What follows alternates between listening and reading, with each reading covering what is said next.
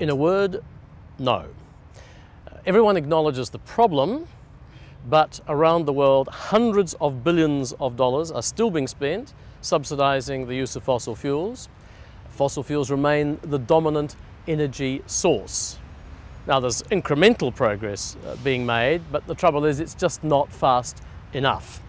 We're already seeing the physical signs of climate damage, and our work suggests we'll start to see that impacting on economic growth before too long.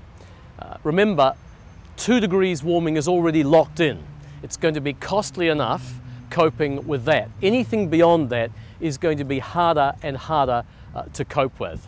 So we need to move faster because time's the one thing we haven't got. Delay is going to limit our choices and make things much more costly.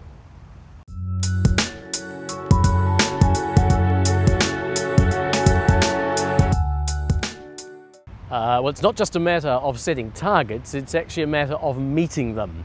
And that requires from governments a plan of action which will go right down into the engine room of the economy. This is a massive challenge, and no corner of the economy will be left untouched, because where we need to get to is somewhere very different from where we are now. That is a world in which there are net zero emissions. So we need a price on carbon.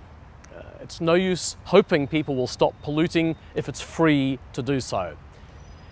We need to ensure that the regulations which exist today to help a fossil economy prosper are replaced with regulations which allow the penetration of clean technologies. And then we need to be able to mobilize capital behind those clean technologies.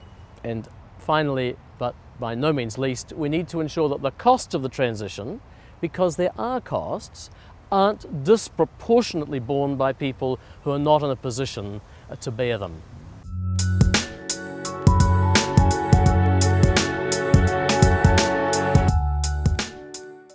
Well, that's always going to be a question of priorities, but in the case of developed and rapidly emerging economies, there's a big question around mobilizing private investment.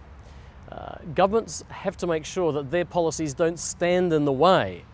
Now, if you take institutional investors like pension funds or insurance companies, these interests control over $80 trillion worth of assets, yet less than 1% finds its way to clean investment infrastructure.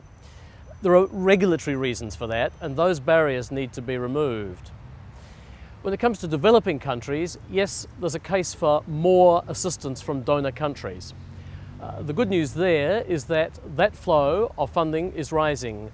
Over $20 billion a year, or 16% of all development assistance money, is now finding its way to support climate in developing countries.